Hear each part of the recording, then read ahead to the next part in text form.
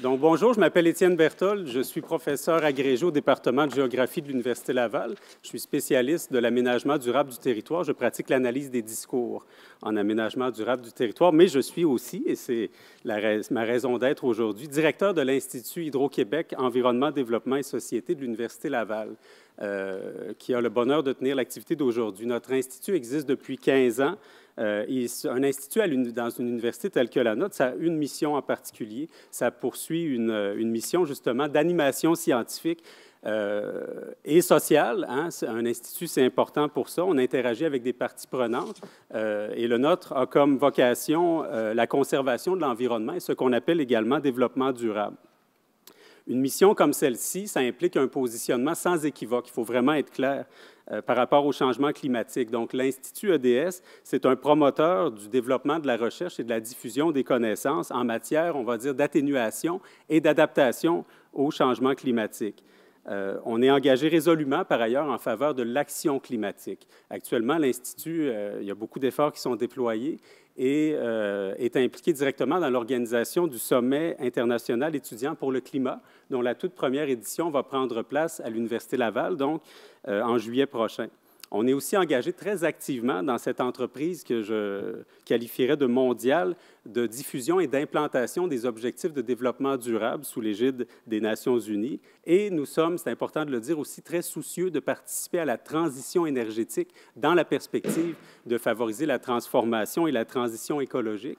Et c'est à cet égard la raison pour laquelle on s'implique activement actuellement dans l'élaboration d'une plateforme d'expertise universitaire sur la transition énergétique, la justice et l'action climatique. Dans une logique d'action comme celle-ci, donc celle qui chapeaute l'Institut, on a une tradition à l'Institut EDS qui s'est instaurée depuis quelques années. Donc, et cette tradition consiste à faire le bilan critique des conférences des parties, les COP.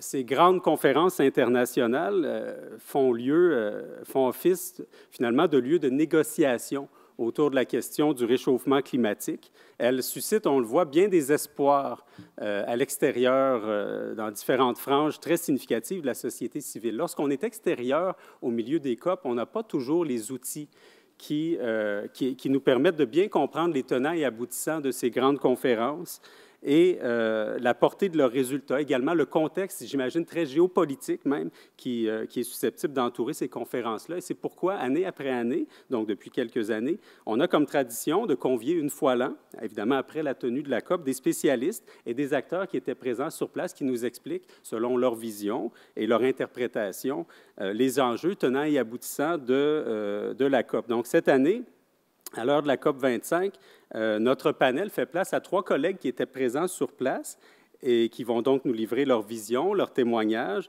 leur interprétation de la COP et des enjeux qui en découlent. Et également, le panel fait place à un collègue qui n'était pas présent sur place, mais qui est ici à titre complémentaire, puisqu'il est à l'origine d'une action très actuelle de mobilisation et donc qui vise l'action climatique auprès des universitaires québécois. Donc, je vais vous présenter tout de suite nos 4 panélistes que je remercie très sincèrement d'avoir accepté de prendre part à l'événement et de s'être déplacés. Je vais vous les présenter en rafale et après ça, je vais présenter le mode d'organisation de l'activité. Donc, le premier intervenant sera M. Étienne Leblanc. Donc, M. Leblanc est journaliste spécialisé en environnement à Radio-Canada. Il est à votre droite, donc à ma gauche. Oui, c'est ça. C'est mélangeant, même pour un géographe. Le grand public a d'abord découvert M. Leblanc, je pense, avec la course Destination Monde, édition 1994-95. Je me souviens, j'étais à l'école secondaire Montcalm de Sherbrooke et on avait un cours de vidéo et on avait le privilège de suivre la course Destination Monde à chaque semaine. M. Leblanc y voisinait alors des contemporains qui sont maintenant bien connus du monde des arts et de la culture, comme Riccardo Troggi. M. Leblanc pratique le journalisme environnemental depuis plus de 15 ans. Vous pouvez l'entendre régulièrement sur diverses tribunes de la première chaîne ou à la télé de Radio-Canada. Notre deuxième intervenante, Mme Catherine Gauthier, merci de votre présence, Mme Gauthier également, directrice générale de l'organisme Environnement Jeunesse. C'est un organisme qui a vu le jour en 1979, Environnement Jeunesse, Enjeux, donc un organisme d'éducation relative à l'environnement qui vise à conscientiser les jeunes du Québec aux enjeux environnementaux, mais également à leur donner des outils, à les outiller à travers divers projets éducatifs, évidemment dans une perspective d'action dans leur milieu. Enjeu, Environnement Jeunesse, c'est un réseau qui valorise le développement de l'esprit critique. On essaie de faire ça aussi à l'université. Et qui donne la parole aux jeunes engagés pour qu'ils ou elles puissent faire connaître leurs préoccupations, leurs positions et leurs solutions d'innovation. Donc, les finalités que poursuit Enjeu sont très proches de celles qu'on poursuit dans l'organisation du Sommet unique 2020 qui se tiendra en juillet prochain. Donc, merci de votre présence. Notre troisième intervenant, M. Géraud de l'Azus Sainte-Géniès. Donc, merci de votre présence, Géraud, est chercheur postdoctoral à la Faculté de droit de l'Université McGill. Il est aussi chargé de cours à la Faculté de droit de l'Université Laval, donc chez nous. Il est titulaire d'un doctorat en droit de l'Université Panthéon-Sorbonne et spécialiste du droit des changements climatiques et participe depuis plusieurs années aux négociations internationales sur le climat, dont il est devenu un expert reconnu. Et le quatrième intervenant, qui, je le disais, est ici à titre complémentaire, M. Patrick Provost. Donc, merci, Patrick, de ta présence. Professeur titulaire à la Faculté de médecine de l'Université Laval et chercheur au CHUC, au Centre hospitalier universitaire de Québec.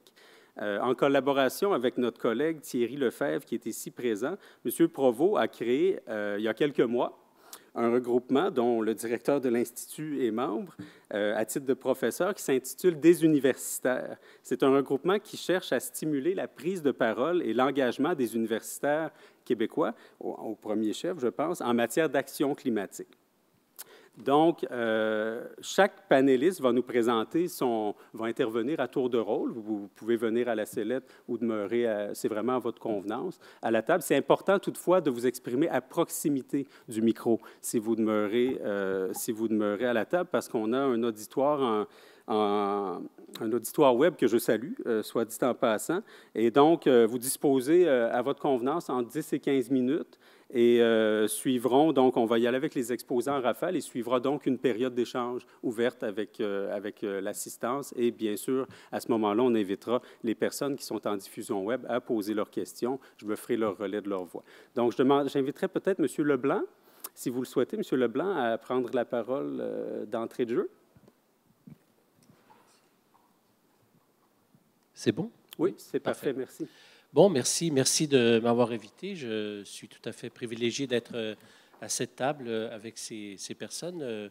Donc, Géraud et Catherine, on s'est croisés à Madrid et à d'autres COP aussi, si mon souvenir est bon. Moi, ça fait une quinzaine d'années, donc comme disait Étienne, que je couvre ces conférences-là. En fait, la première conférence que j'ai couverte, c'était la COP 11, si je me souviens bien, à Montréal, en 2005. Donc, Stéphane Dion était le ministre de l'Environnement et ça avait été une conférence des partis quand même assez importante, malgré tout. Et puis, il y en a qui disent qu'on devrait essayer de refaire ça à Montréal éventuellement. On verra bien ce qui va arriver. Mais ce que j'ai remarqué, dans les 15 dernières années, j'ai dû couvrir une douzaine de ces COP.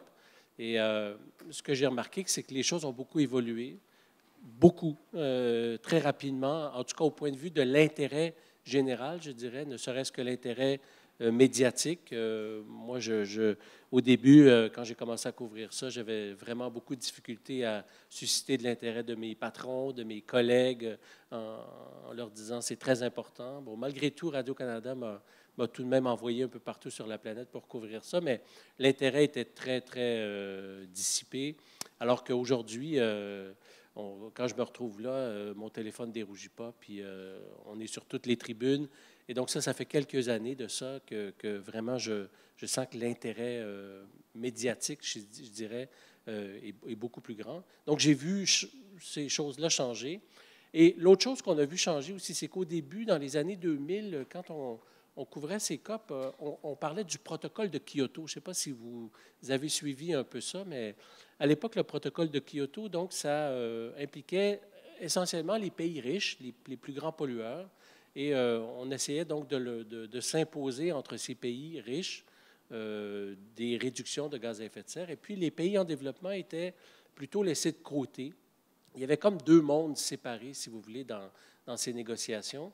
Et ça a plus ou moins bien marché, le protocole de Kyoto. Là, si on regarde les émissions de gaz à effet de serre, le succès est assez mitigé. Et puis, on a vu l'arrivée de la Chine qui a complètement bouleversé, dans le fond, les négociations climatiques qui ont suivi. Et le protocole de Kyoto avait une échéance, avait une date d'expiration, et on visait à remplacer ce grand protocole international. C'était le seul qu'on avait, c'était le seul outil qu'on avait. Et on est arrivé en 2009 à Copenhague avec le désir de remplacer ce protocole, mais on ne savait pas trop quoi faire. Et la conférence de Copenhague a été un échec monumental. On est sorti de là avec un accord qui tenait sur 3 pages, vraiment avec des engagements très, très flous. Et ça a vraiment enlevé beaucoup d'élan parce que tous les chefs d'État étaient à Copenhague, M. Obama était là, M. Sarkozy, enfin, et donc il y avait beaucoup d'espoir pour relancer la question climatique, alors que le GIEC venait de nous donner le 3e rapport, si je me souviens bien, en 2007. Et donc, on avait beaucoup d'espoir et tout ça s'est effondré à la conférence de Copenhague. On est sorti de là et tout le monde était un peu découragé. Et ça a pris du temps. Ça a pris jusqu'en 2015, en fait, à Paris, à la COP 21, pour que l'élan reparte. Et la conférence de Paris en 2015 restera pour moi quand même un grand moment de couverture journalistique parce qu'on a assisté là vraiment un exploit diplomatique, si je pourrais dire, au bout de 2 semaines, arriver avec un accord qui non seulement incluait les pays riches, mais tous les pays de la planète. Et ça, c'est exceptionnel qu'on en soit rendu là. On a signé un accord au bout de 2 semaines, tout le monde a accepté, et c'est de là maintenant qu'on part pour négocier. Alors moi, je rappelle toujours aux gens que la question climatique, je crois qu'elle est assez unique dans le monde, dans le sens où il n'y a pas un enjeu actuellement pour lequel on est assis autour d'une table à 196 pays, pays qui ont tous des intérêts divergents, des pays pétroliers, des pays pauvres, des pays riches, des pays qui en exploitent d'autres. Et donc, le fait qu'on soit arrivé à Paris avec un accord, ça reste, je crois, dans l'histoire de la diplomatie internationale, un jalon très, très important parce que la question climatique, elle ne nous demande pas de trouver une solution technologique, elle ne nous demande pas de trouver une solution économique, elle demande tout ça en même temps. Quand on parle de climat, il n'y a pas un enjeu qui rassemble le plus de domaines. Quand on parle de climat, on ne parle pas juste évidemment d'environnement, on parle d'agriculture, on parle d'aide internationale, on parle de transfert technologique, on parle de développement international et d'environnement, bien entendu. Et donc, tout ça fait en sorte que le fait de pouvoir s'asseoir à presque 200 pays autour d'une table et de s'entendre sur une direction à prendre, je crois que l'accord de Paris passe à l'histoire à cause de ça, parce qu'on s'est vraiment donné une direction. Il y a quand même des mots dans cet accord qui sont très forts. Par exemple, aujourd'hui, si on sans cesse dans les médias, vous lisez dans les rapports, chez les experts scientifiques, vous entendez parler du seuil de 1,5 degré Celsius qu'il ne faut pas dépasser, voire 2 degrés Celsius. Tout ça, c'est parce que c'est inclus dans l'accord de Paris, dans le préambule, et qu'on a travaillé très fort jusqu'aux petites heures du matin pour pouvoir inclure ça dans cet accord. Donc, ce sont juste des mots, mais c'est beaucoup plus que des mots parce qu'aujourd'hui, c'est encore l'objectif qu'on s'est fixé. Maintenant, on en est très loin. On est très loin d'atteindre cet objectif. Et c'est un peu ça qui est décourageant. Donc, il y avait un élan très, très fort après l'accord de Paris. On est arrivé au Maroc, à Marrakech, en 2016. Et en pleine conférence, on apprend que Donald Trump est élu à la présidence américaine. C'était dans la première semaine de la conférence. Je me souviens, j'étais là, puis vraiment, il y a eu comme une chape de plomb qui est tombée là, sur la conférence. Et tout le monde a vu un peu ce qui s'en venait. Et je dirais que ça a été le début de la fin de l'élan qu'on a connu à Paris. Et après ça a été très, très difficile à redonner cet élan. Et je crois que tout ce sentiment mondial par rapport à la question climatique, bien, il a culminé l'année passée en décembre à Madrid où on était, où là, on a vu un accord qui, je crois qu'on peut dire aujourd'hui, s'est terminé sur un échec et qu'on dirait que tout est à refaire ou presque. Ce n'est pas vrai que tout est à refaire. Il y a quand même des bases. Mais la question climatique, ce n'est pas juste une question de négociation technique, de ci, de ça, c'est beaucoup, beaucoup une question politique. Et c'est devenu ça. Aujourd'hui, on vit dans un monde où on n'a jamais eu autant d'informations scientifiques sur la question climatique. Ce n'était pas le cas il y a 20 ans, il y a 25 ans. On n'en savait pas autant sur la question climatique. Aujourd'hui, ce n'est plus ça la question. Ce n'est plus de savoir si le phénomène existe, quelle ampleur il a. Aujourd'hui, on le sait. Et donc, ce qui reste, c'est les négociations politiques. C'est le geste politique. Et donc, c'est pour ça que c'est devenu de plus en plus complexe.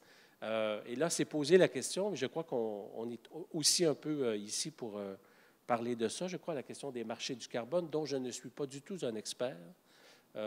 J'ai beau avoir une formation en sciences économiques. Il y a des choses qui m'échappent dans ça, mais on sait très bien que la question du marché du carbone, c'est une bonne idée. Ça utilise les mécanismes du marché, dans le fond, pour obliger les entreprises, les gouvernements à réduire leurs émissions de gaz à effet de serre. Le marché du carbone existait donc en Europe, il existe au Québec avec la Californie, donc il y a certains endroits dans le monde où ça existe. Et puis dans l'accord de Paris, je me souviens, c'est l'article 6 de l'accord de Paris, donc qui fait référence à la question de, comment on dit, donc, coopération volontaire.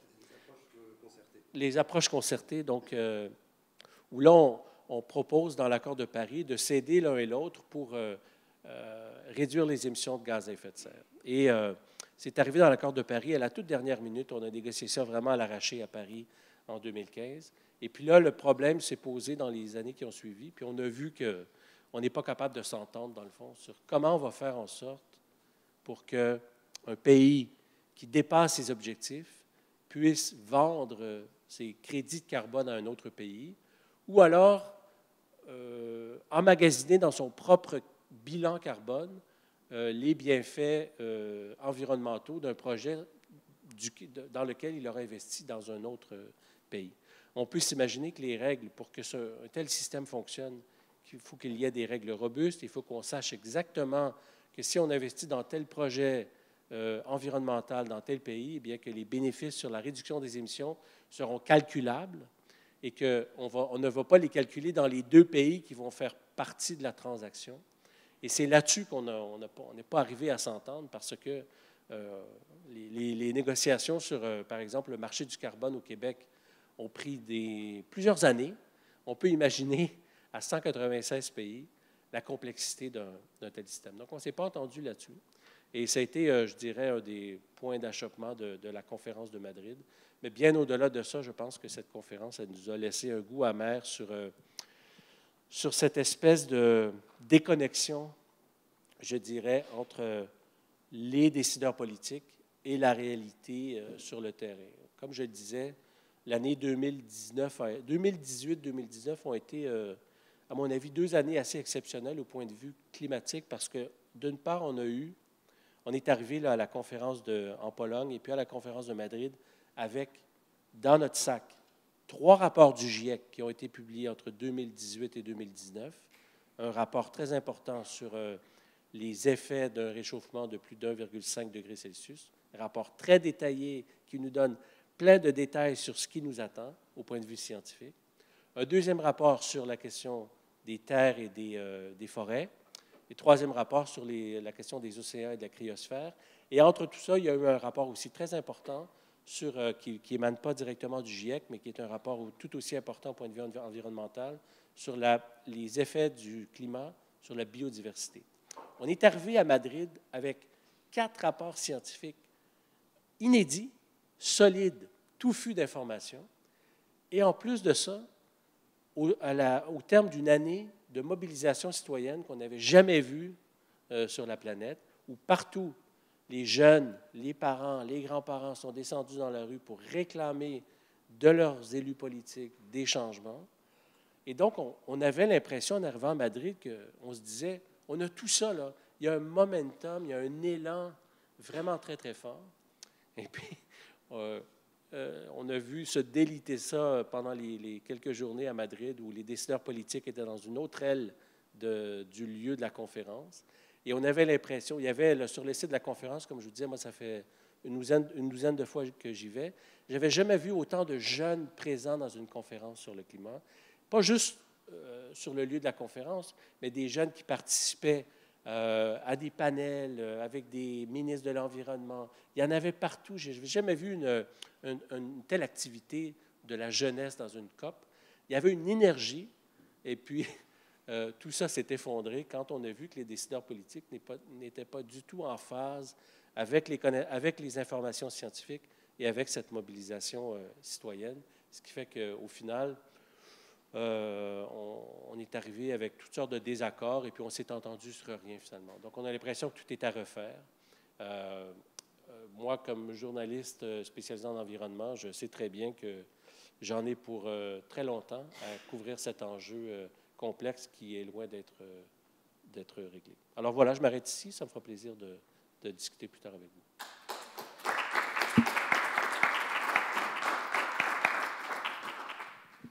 Merci beaucoup, M. Leblanc, pour votre témoignage qui fut très apprécié. J'inviterai Mme Gauthier, Catherine Gauthier, à prendre la parole. Vous pouvez demeurer là ou venir sur la sellette. C'est vraiment à votre convenance. Parfait. Bien, je vais rester ici. On est bien confortable. Je m'appelle Catherine Gauthier. Je suis la directrice générale d'Environnement Jeunesse depuis 2016. Je ne reviendrai pas sur l'organisme en détail, mais n'hésitez pas par la suite si vous avez des questions.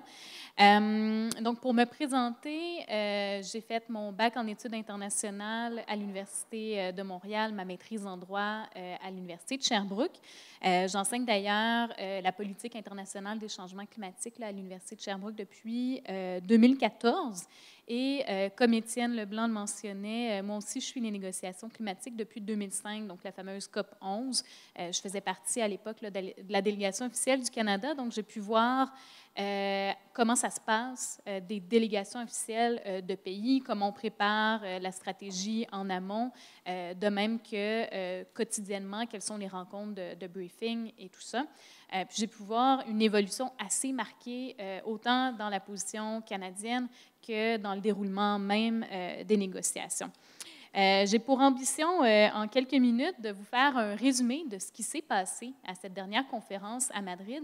Mais avant, je serais curieuse de savoir, peut-être à main levée, qui a déjà participé à une de ces grandes COP sur le climat. Une personne dans la salle, en plus de nous trois, excellent, on est 4 à peu près, qui étudie ou enseigne la politique climatique internationale ou les enjeux reliés.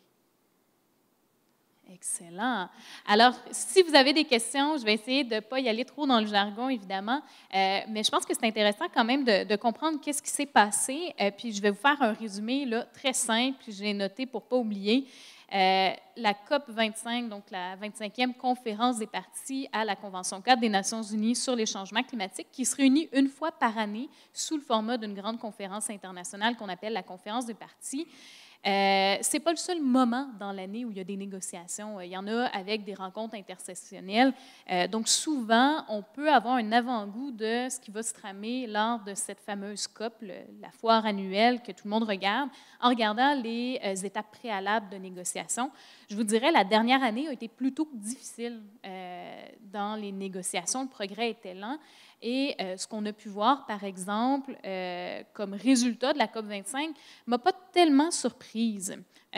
Donc, si on résume, on n'a malheureusement rien vu de nouveau de la part des grands émetteurs en termes de réduction des émissions de gaz à effet de serre, donc rien de nouveau sur l'ambition.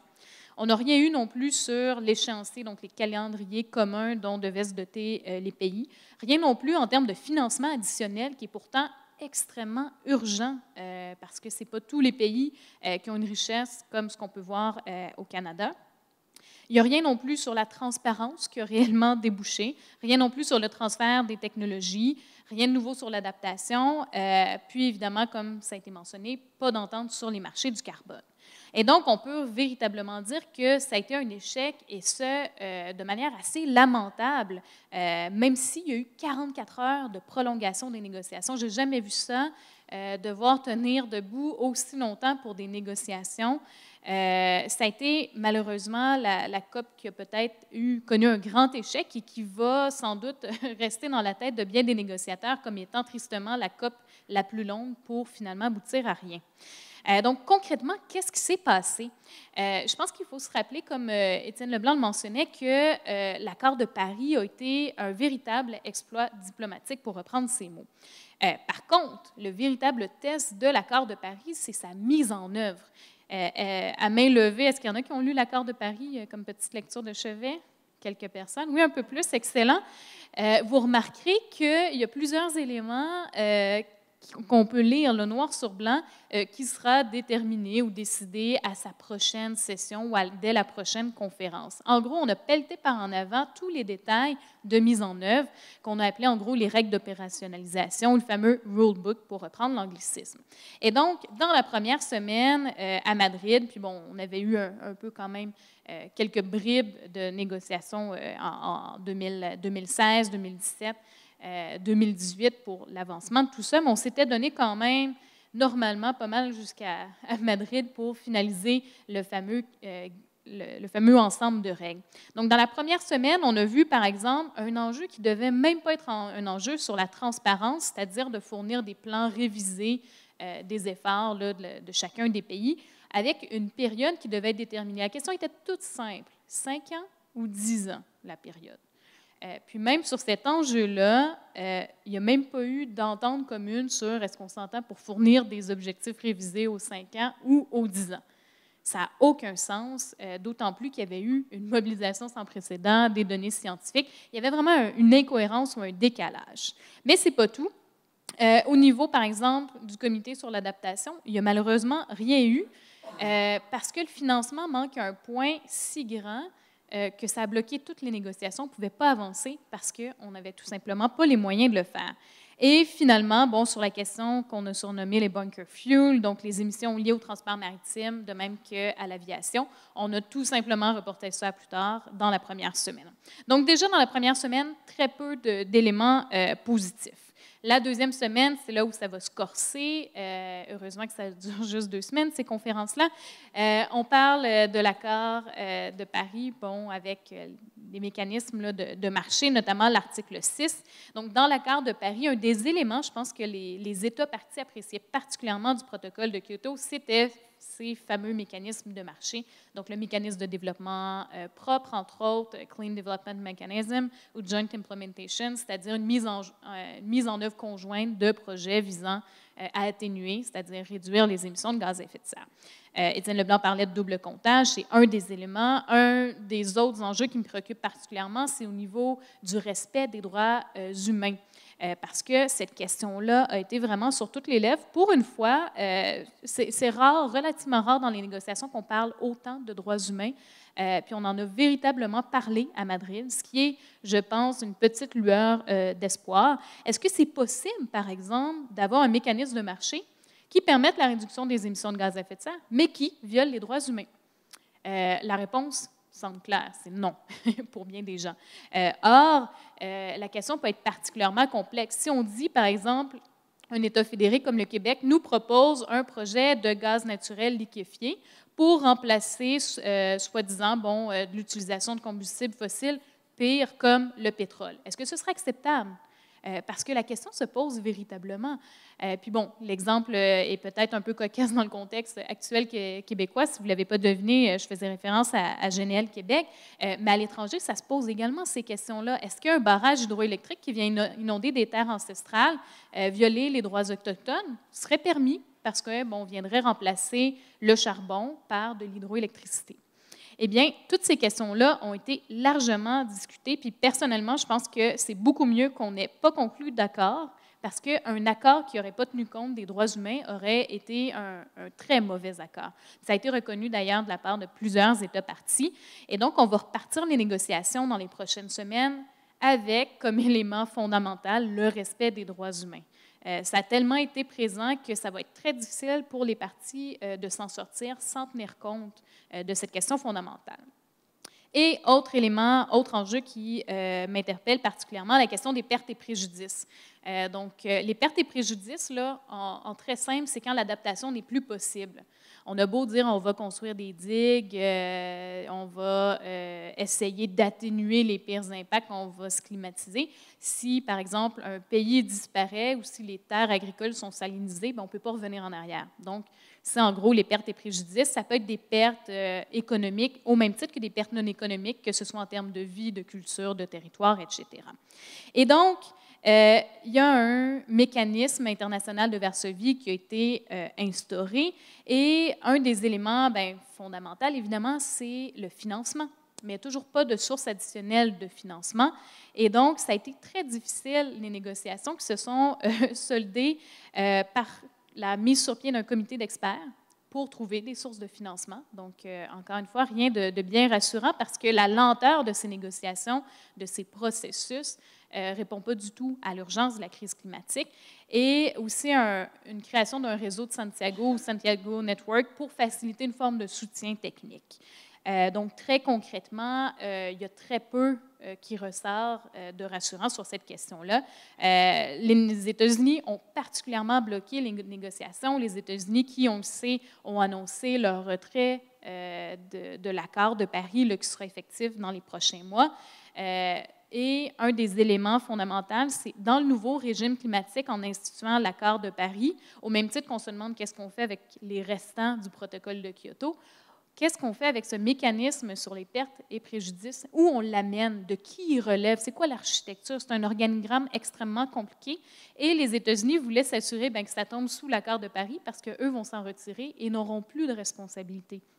Alors que ce serait beaucoup plus logique que ce mécanisme relève plutôt de la Convention cadre, de la conférence des parties, pour que toutes les parties ayant signé et ratifié la Convention cadre y soient soumises, ce qui serait l'option idéale. Donc ça, c'est pour les principaux enjeux. En marge, je vous dirais, il y a eu des restrictions sans précédent sur la participation de la société civile. Pour la première fois en 30 ans, un bulletin papier qui est distribué, qui est le journal ECO Newsletter, des organisations de la société civile, a été interdit. Donc, un simple document qui vient résumer, souvent de manière satirique, les négociations, a été interdit sur les lieux de la conférence. Ça a été rétabli par la suite, ce qui a évidemment moussé la promotion de ce bulletin quotidien qui est publié. Mais quand même, ça témoigne des contraintes sur la liberté d'expression et de participation de la société civile. On a vu aussi une réaction vraiment brutale de la sécurité de l'ONU envers des jeunes, envers des femmes, envers des Autochtones qui manifestaient dans certains cas pacifiquement, qui faisaient des sit-ins. On a vu aussi l'expulsion d'observateurs le mercredi 11 décembre, une journée qui a été très intense en émotion, où les jeunes ont occupé la plénière principale des négociations. En après-midi, il y a eu une manifestation spontanée où des gens ont été littéralement expulsés, poussés à l'extérieur du centre de conférence, et on a pris soin de retirer tous les journalistes qui étaient dans ce groupe-là pour pas qu'il y ait d'image. Heureusement, les gens n'ont pas subi de pénalités outre mesure. Beaucoup de personnes ont été bousculées, certaines personnes frappées par des agents de sécurité. Puis ça a pris vraiment des négociations toute la nuit avec un collectif d'organisations de la société civile et le secrétariat pour réadmettre les observateurs, heureusement, dès le lendemain. Donc, je dirais que ça a été là, une des pires COP en termes de participation de la société civile. Puis là, on peut se demander, mais pourquoi est-ce qu'on en est là? Je pense que le momentum qui avait été bâti avec toute la mobilisation des jeunes, mais pas seulement des jeunes, de toutes les générations dans la dernière année, a créé énormément d'attentes. C'est une COP qui avait été surnommée la COP de l'ambition. Il devait vraiment envoyer un signal clair pour dire, bon, on sait que l'écart est énorme, maintenant on se retrouve, on doit être à la hauteur. Malheureusement, la COP, pour bien la comprendre, il faut sortir de cet espace-là qui est vraiment un espace, on pourrait l'appeler une conférence de zombies où tout le monde fonctionne à un rythme totalement différent de ce qui se passe dans la réalité. Les négociations progressent à pas de tortue alors que les impacts des changements climatiques se font de plus en plus sentir. Si l'accord de Paris avait connu un momentum sans précédent, entre autres avec un accord États-Unis-Chine pour l'action climatique, avec une diplomatie française vraiment, je pense, à son meilleur, avec une concertation dans les 2 ans précédant la conférence de Paris, ce qu'on a observé dans l'année 2019 est plutôt grave, en fait. On a vu des tensions économiques, des tensions sociales émerger un peu partout sur la planète, notamment où devait se dérouler la conférence initialement à Santiago, au Chili, qui a forcé le déplacement de la conférence d'un continent à l'autre. Donc, à peine un mois de préavis, il y a eu un changement assez majeur. On a vu aussi beaucoup de victoires conservatrices. un peu partout dans le monde, que ce soit en Australie, en Inde, au Brésil. Donc, il y a eu un contexte social et politique très défavorable à une action concertée de la communauté internationale.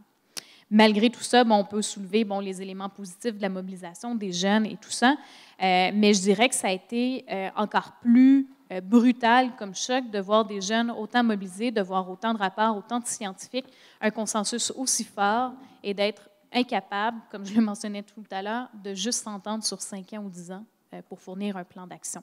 Donc, ça a été une déception très marquée, puis ce à quoi on peut s'attendre en 2020, c'est un travail colossal. On a pelleté en avant beaucoup d'enjeux qui devaient être conclus à Madrid pour cette année à Glasgow. Ça risque d'être une année encore plus chargée, plus que ce qu'on n'a jamais vu. Puis la COP 26 qui va se dérouler à Glasgow, en Écosse, va se dérouler dans un contexte post-Brexit. Donc, ça va être difficile, je crois, de s'attendre à un leadership fort de la présidence. Donc, il risque d'y avoir des impacts, malheureusement, sur ce leadership, sur la force et la portée de cette conférence qui se veut très grande. Les États-Unis vont avoir leurs élections le 3 novembre, donc à peine 2 semaines avant la conférence, qui pourrait également nous faire basculer d'un côté comme dans l'autre. Puis si on sort un peu du climat, on peut se pencher ou surveiller ce qui va se passer avec la fin du plan stratégique pour la diversité biologique 2011-2020, qui risque aussi de percoler ou du moins de s'inscrire davantage dans le contexte des changements climatiques. Et tout ça va se passer tout juste avant la COP qui va avoir lieu les deux semaines de novembre. Bref, la COP va avoir montré à quel point la Convention-cadre des Nations unies sur les changements climatiques, les négociations climatiques internationales sont complètement déconnectées du monde réel, du monde que ce soit de la rue ou encore que ces négociateurs ou ces négociations fonctionnent de manière quasiment en vase clos avec ce qui se passe au niveau de la perte de biodiversité, des impacts des changements climatiques. Puis ce qu'on peut voir, malheureusement, c'est une confiance très ébranlée au sortir de cette conférence, en particulier pour les populations les plus vulnérables, que ce soit chez nous ou ailleurs sur la planète. Et bien sûr, une véritable déception de la jeunesse qui va continuer de se mobiliser en vue de cette conférence, mais également à l'extérieur. Donc, on voit vraiment que la COP n'est plus le seul lieu où on s'implique, mais c'est un des éléments, puis on remet aujourd'hui un peu en question sa pertinence même à résoudre la crise climatique. Merci.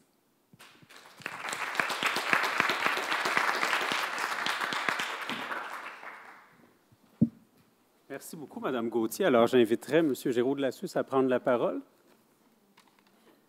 Donc, vous pouvez, c'est vraiment à votre convenance. Vous êtes le bienvenu. Merci. Merci.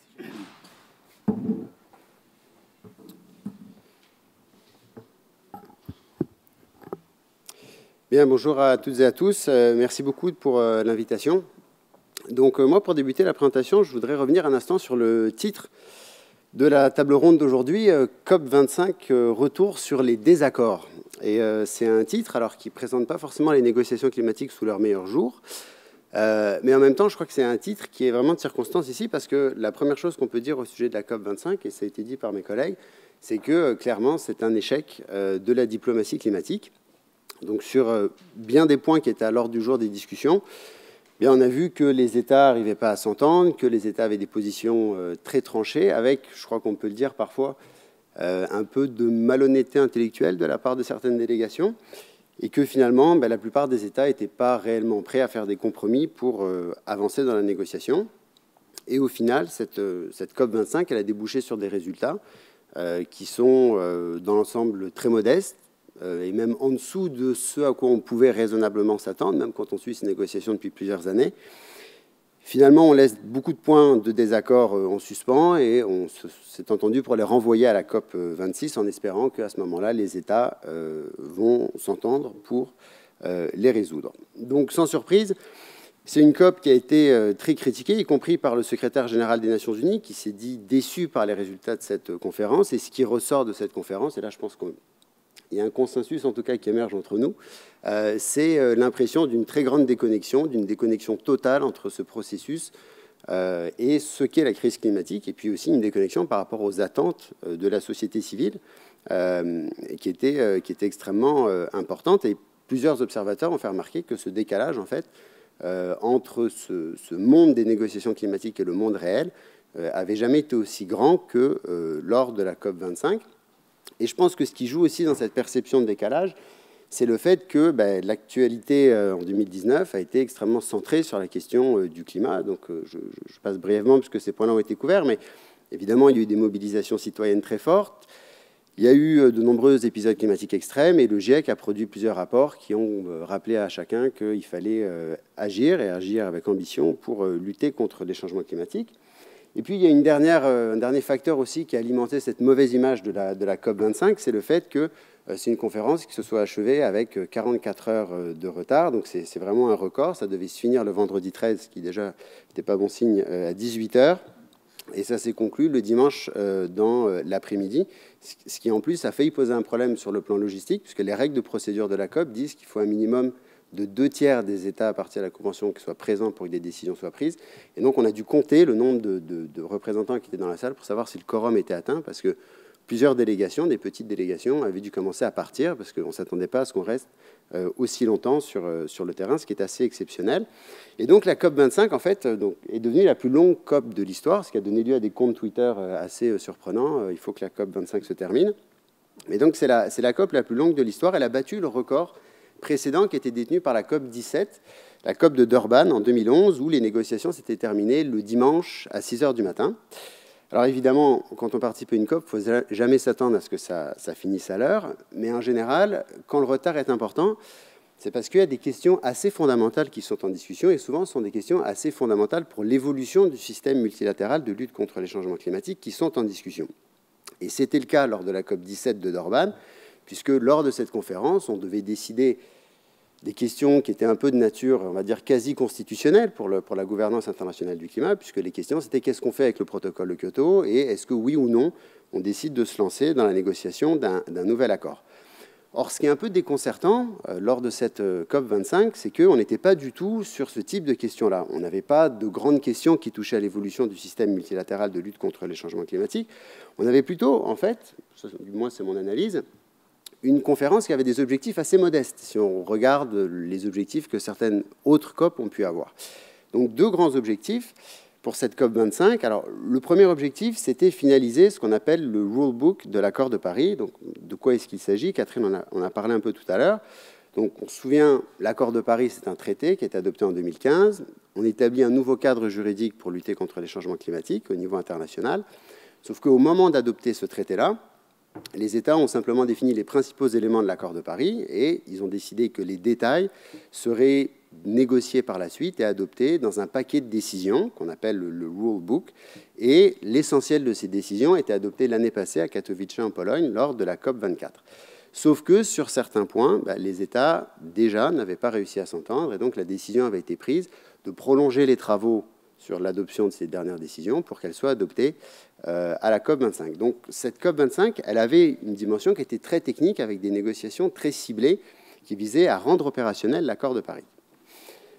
La COP25 avait aussi un deuxième objectif qui était d'envoyer un signal fort aux États pour les encourager à rehausser le niveau d'ambition de leur contribution déterminée au niveau national. Mais je suis désolé, j'ai pris la mauvaise habitude de dire NDC parce que c'est l'acronyme anglais, tout le monde le dit.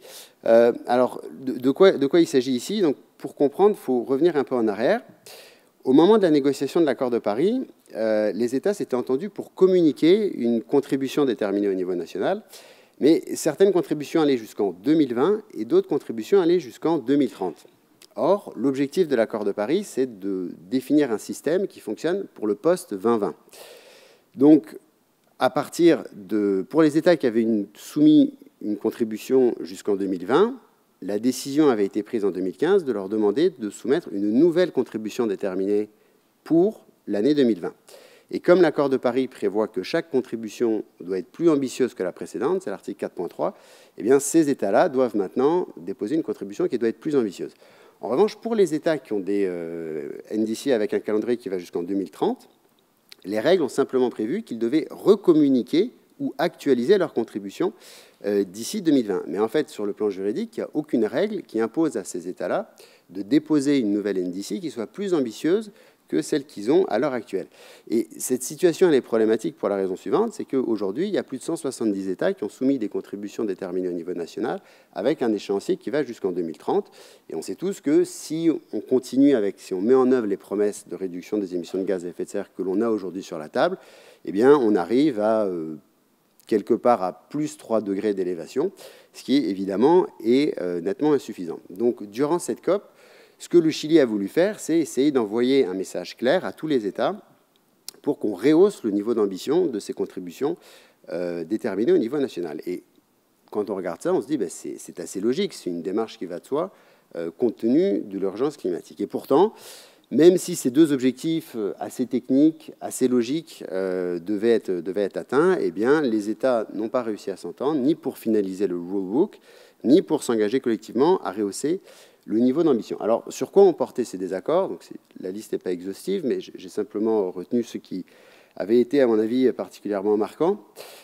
D'abord, en ce qui concerne le rulebook, le principal sujet de tension portait sur la mise en œuvre de l'article 6 de l'accord de Paris, qui est l'article qui porte sur les mécanismes de marché. Alors, on ne va pas se mentir, c'est un article qui est un peu complexe. Même dans les négociations, les négociateurs considèrent que les négociations sur l'article 6, c'est un monde à part dans les négociations climatiques. Donc, c'est un petit écosystème dans un écosystème un peu plus grand. Mais en substance, ce qu'on peut dire de cet article, c'est qu'il vise à aider les parties à atteindre leurs contributions déterminées au niveau national en profitant des efforts de réduction qui sont réalisés sur le territoire des autres États. Alors, ça peut être un peu difficile pour un État d'atteindre ses objectifs de réduction simplement par des mesures d'atténuation interne. Donc, cet article 6, il prévoit 2 mécanismes qui permettent aux États d'acquérir des résultats d'atténuation qui ont été produits sur le territoire d'un autre État. Alors, un résultat d'atténuation, c'est quoi? Ça peut être une réduction d'une tonne équivalent CO2. Et donc, cet article 6, qui fait qu'il est aussi un peu complexe, c'est qu'il a 2 mécanismes, 2 composantes, l'article 6.2 et l'article 6.4. Alors, le 6.4, c'est un mécanisme international qui est très semblable au mécanisme de développement propre du protocole de Kyoto. C'est un État ou une entreprise qui fait un projet dans un autre État, et qui génère des réductions des émissions et qui bénéficie de ces réductions pour atteindre sa cible. Et de l'autre côté, on a 6.2 qui laisse une plus grande flexibilité aux États pour leur permettre de s'échanger des résultats d'atténuation qu'ils ont eux-mêmes produits par leurs propres moyens, avec des règles qui ne sont pas forcément définies au niveau international, et ils peuvent utiliser ces résultats d'atténuation pour atteindre leur cible. Et dans le cadre de ces discussions, qui durent depuis en fait de nombreuses années, il y a 2 points de discorde qui ont été importants. Il y en avait plusieurs, mais ces 2-là ont été assez essentiels. Alors, le premier, c'est le problème du double comptage des droits d'émission. Quand on commence à s'échanger des droits d'émission, ce que l'on ne veut pas, c'est que la même réduction des émissions de gaz à effet de serre soit comptabilisée par l'État qui vend cette réduction des émissions de gaz à effet de serre et l'État qui l'achète. Et pour éviter ça, dans l'accord de Paris, on a prévu des dispositions qui disent que les États doivent faire un certain nombre de choses pour éviter qu'il y ait un double comptage. Sauf que tous les États n'ont pas forcément la même conception de ce que c'est que le double comptage et les ajustements correspondants. Et notamment le Brésil a développé une interprétation qui a changé, qui a fluctué, qu'on n'a pas toujours compris. Je ne suis même pas certain de bien pouvoir vous l'expliquer aujourd'hui, mais qui consistait en fait à prévoir des passe-passe dans les règles pour permettre que des réductions d'émissions de gaz à effet de serre qui soient générées sur le territoire du Brésil, sur le territoire d'autres États, puissent être à la fois comptabilisées par l'État sur lequel la réduction a été délivrée et l'État qui achète la réduction. Alors évidemment, pour beaucoup d'États, c'était une position qui était absolument inacceptable, puisque ça porte atteinte à l'intégrité environnementale des mécanismes de marché. Deuxième point de tension dans ces discussions sur l'article 6, c'est la possibilité d'utiliser les droits d'émission qui ont été générés dans le cadre du protocole de Kyoto. Parce que le protocole de Kyoto, certes, c'est plus le centre de gravité du régime du climat, mais il existe encore. Et dans le cadre de ce protocole de Kyoto, il y a des mécanismes de marché qui fonctionnent toujours. Et dans le cadre de ces mécanismes-là, il y a des droits d'émission qui ont été générés. Eh bien, la question s'est posée, est-ce qu'on peut importer ces droits d'émission qui ont été créés dans le cadre du protocole de Kyoto pour atteindre les cibles de réduction des émissions de gaz à effet de serre qui ont été prises dans le cadre de l'accord de Paris? Alors, pour beaucoup d'États, la réponse va de soi, on ne peut pas faire ça, parce que si on fait ça, ça veut dire qu'on va avoir des bénéfices sur le papier qui ne correspondront pas à des actions réelles qu'on aura mis en place. Mais d'autres États ont une interprétation différente, et par exemple, l'Australie souhaite absolument qu'on puisse avoir une utilisation de ces crédits carbone du protocole de Kyoto à des fins de conformité dans le cadre de l'accord de Paris.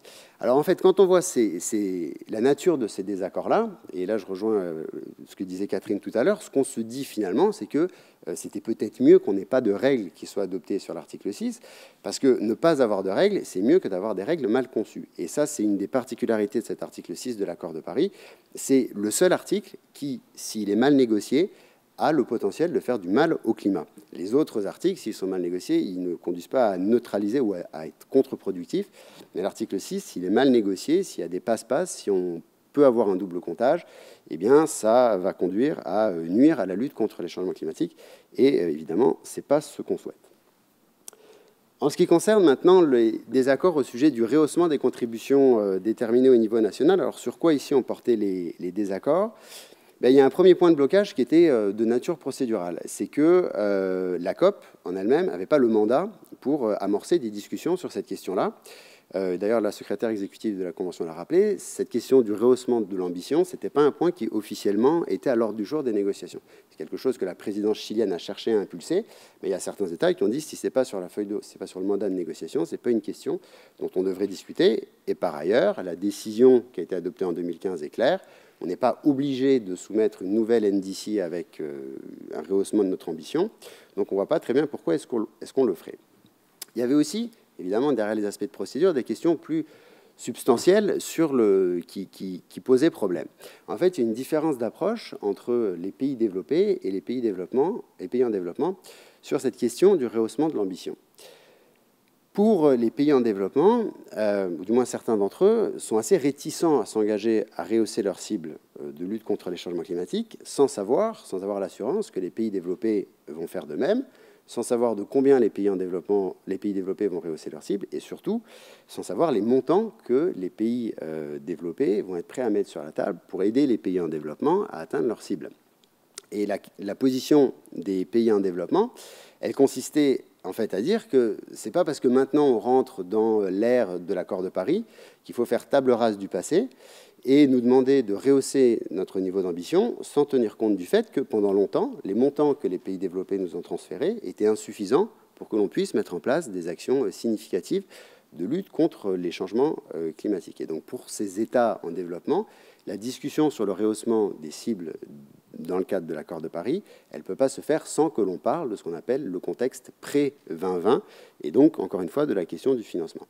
À l'inverse, pour les pays développés, on voit qu'on a une position un peu différente. On réfléchit davantage dans la logique de l'accord de Paris. On dit maintenant, on est en 2020, on a changé de système juridique, on rentre dans la logique de l'accord de Paris et il ne faut plus qu'on accorde une importance excessive à ce qui s'est passé avant 2020 puisque c'était des règles qui étaient différentes.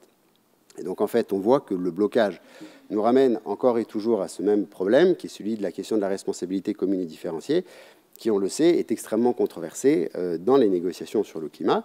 Alors, on finit toujours par trouver des formules de compromis, mais je les ai mises à l'écran.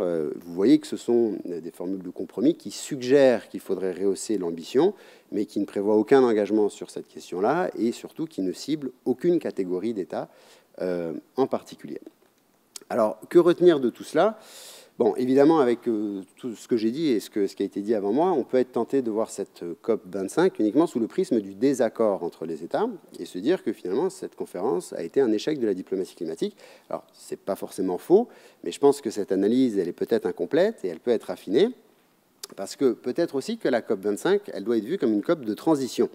COP de transition entre l'ancien système multilatéral de lutte contre les changements climatiques et le nouveau système multilatéral de lutte contre les changements climatiques qu'on est en train de construire. Et il y a plusieurs indices qui peuvent nous permettre de faire ce constat. Alors d'abord, même si les éléments du rulebook restent à négocier, à mon avis, c'est quelque chose qui, tranquillement, va arriver à son terme. Ça prendra peut-être une année, ça prendra peut-être 2 années, mais c'est à peu près certain qu'à un moment donné, les États vont finir par s'entendre. On voit aussi que, même si certains États sont encore très attachés au passé, de plus en plus d'États commencent à raisonner maintenant avec ce qu'on pourrait appeler la matrice conceptuelle de l'accord de Paris. Donc on sent qu'il y a une évolution des mentalités. On voit aussi, et ça à mon avis c'est bien intéressant, que la COP est en train de servir une nouvelle fonction, qui est celle d'inciter les États à rehausser le niveau d'ambition de leurs actions. Et ça, c'est un rôle que jusqu'à présent n'existait pas vraiment dans les COP. La fonction centrale des COP, c'était de superviser des cycles de négociation. Et si on fait une histoire du système international des changements climatiques, on se rend compte que la COP a systématiquement été chargée de superviser des cycles de négociation qui visaient à l'élaboration de nouveaux textes. Or, ce qu'on voit maintenant qu'on est en train de terminer la négociation du rulebook de l'accord de Paris, c'est qu'il n'y a plus vraiment d'échéance de négociation de textes importants à négocier. Et donc, je crois qu'il y a une sorte de question existentielle qui se pose aujourd'hui dans le cadre de ces COP, c'est de savoir à quoi est-ce que ces COP vont bien servir au cours des prochaines années si elles n'ont plus pour fonction de superviser des cycles de négociation qui portent sur des aspects constitutionnels du régime international du climat. Alors, il y a quand même une tendance qui est en train de se dessiner, et depuis quelques années, c'est ce que j'appellerais la montée en puissance des questions périphériques. Et quand je dis questions périphériques, ce n'est pas des questions de moindre importance, c'est des questions qui traditionnellement n'étaient pas au centre des négociations.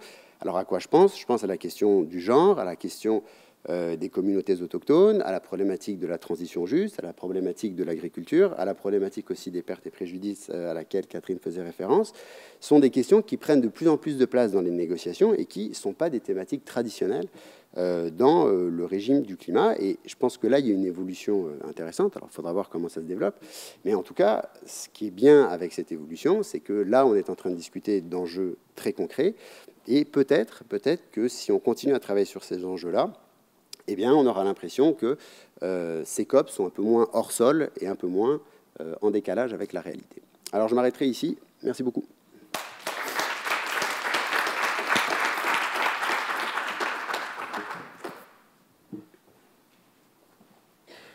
Merci beaucoup, chers collègues. Donc, j'invite le professeur Provost, après quoi on prendra quelques questions. Merci, Patrick. Merci. Alors, merci aux organisateurs pour de l'invitation. J'aimerais aussi féliciter et remercier les conférenciers, Étienne, Catherine et Géraud, pour le portrait que vous avez dressé de la COP25. Maintenant, on va quitter Madrid, on va revenir à Québec, au Québec, où les universitaires ont décidé de se mobiliser. L'idée de regrouper les universitaires, en fait, m'est venue au fil des dernières années, où est-ce que, bon, je me qualifie comme un citoyen militant, un scientifique engagé, et puis je me renseigne vraiment beaucoup sur les connaissances scientifiques, sur la crise climatique et tout. Je lis beaucoup de la bonne science. Et puis, il me semble que la société, de la façon dont elle évolue, les systèmes politiques, les décideurs politiques n'orientent pas les décisions dans la bonne direction. Et ça m'inquiète vraiment beaucoup. Je suis père de 4 enfants, 13 ans à 20 ans, et puis je me soucie énormément de leur avenir.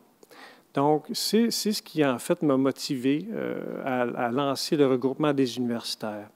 Pourquoi? C'est que je m'imaginais, je fais beaucoup de projections, peut-être un peu d'éco-anxiété, mais je ne voulais pas arriver sur mon lit de mort, parce que j'espère mourir avant mes enfants. Je ne voulais pas arriver sur mon lit de mort et devoir faire face à mes enfants, leur dire « Je suis désolé, j'ai rien fait, je vous laisse dans la merde, et puis bonne chance ». Donc, j'ai décidé que non, ça n'allait pas arriver, que quand le moment était pour arriver, j'étais pour les regarder droit dans les yeux, dire « Regardez les gars, les filles, j'ai fait tout mon possible, j'ai fait tout ce qui était en mon possible pour vous léguer le meilleur avenir. Alors, je vous laisse entre les mains, puis je vous fais confiance. » Alors, donc, le regroupement des U ne serait pas là si Thierry Lefebvre n'était pas à mes côtés. Merci Thierry. Donc, on veut mobiliser les universitaires, principalement québécois, pour s'engager publiquement, en fait, dans la lutte contre les changements climatiques, pour préserver l'environnement, préserver la biodiversité. Mais jusqu'à maintenant, on a réussi à regrouper, à rejoindre 300 universitaires qui proviennent de 16 des 19 universités au Québec. Les 17 facultés de l'Université Laval sont représentées. Donc, c'est un mouvement qui grandit. Le coup de semonce, en fait, est venu le 8 octobre 2018 avec le rapport des scientifiques du GIEC de l'ONU. Rapport très alarmant, dont j'ai vu la diffusion en direct là, alors qu'il est présenté en Corée du Sud sur YouTube. Et puis, ben, c'est ça. Donc, ça fait déjà presque 1 an et demi qu'il nous appelait à une mobilisation sans précédent et à des actions concrètes majeures pour limiter justement nos émissions de gaz à effet de serre. Et la raison est assez simple. C'est tout simplement pour limiter les conséquences du réchauffement climatique, la destruction de l'environnement puis l'effondrement de la biodiversité. Et ça, l'ONU, je pense qu'il l'a bien documenté là, dans des rapports distincts. Évidemment, ça a des effets néfastes sur notre santé, sur la qualité de vie des populations, mais ça compromet même la survie de l'humanité. Alors, ce n'est pas un enjeu comme les autres. Évidemment, tout le monde a en tête la marche mondiale pour le climat du 27 septembre. Donc, c'est un point marquant, je crois, côté mobilisation citoyenne. Près de 600 000 personnes au Québec ont sorti dans la rue pour réclamer des actions vraiment ambitieuses pour lutter contre les changements climatiques. Alors, pourquoi nous? Bien, c'est une bonne question, parce que, en fait, de la façon que je vois les universitaires, on les voit souvent dans leur tour d'ivoire. Et puis, moi, je suis personnellement tanné de cette perception-là, puis je suis tanné que les universitaires y restent. Donc, pourquoi nous? Bien, j'estime qu'on a la conscience, l'éducation et la formation nécessaires pour bien comprendre tous les enjeux dont il est question, mais aussi et surtout l'importance et l'urgence d'agir. On est 300 à penser que c'est de notre devoir de descendre de cette tour d'ivoire-là, où le système politique aime bien nous voir en passant. Le ministre Dufour, ministère des Forêts, reprochait à un de nos membres, Martin Hugues, d'être dans sa tour d'ivoire et comme ça, c'est plus facile d'y vivre. Mais un petit message pour les politiciens du Québec, c'est que les universitaires vont descendre de leur tour d'ivoire puis on va se parler ensemble. Donc, en fait, le but, c'est de contrer l'inaction politique. Je ne sais pas, sans vous rappeler comme quoi la population, à travers vos impôts, vous payez des sommes importantes pour l'éducation, pour la recherche. Et donc, il est tout simplement normal que ces connaissances-là, acquises grâce à ces investissements-là, servent aux décisions politiques. Donc, il faut que les décisions politiques soient davantage basées sur la science. Et ce que mes collègues ont relevé, la déconnexion entre les changements climatiques, la réalité et les décideurs politiques, bien, c'est ce qu'on va essayer d'adresser. Donc, nos objectifs, c'est justement de donner la parole aux scientifiques. Dire aux scientifiques, prenez la place qui vous revient dans la société, exprimez-vous, utilisez les tribunes qui sont à votre disposition. Le but, c'est d'informer, sensibiliser et conscientiser la population, mais également nos élus. Je pense que c'est la façon pourquoi les élus ne prennent pas souvent les décisions qu'on voudrait qu'ils prennent, c'est qu'ils répondent souvent à la population. Et donc, les décideurs politiques sont déjà assez bien informés au courant de la science. Maintenant, ils ne bougent pas. Et je crois que, de toute façon, le système politique, les élus veulent demeurer en place. Et pour ça, ils savent qu'ils doivent avoir l'appui de la population.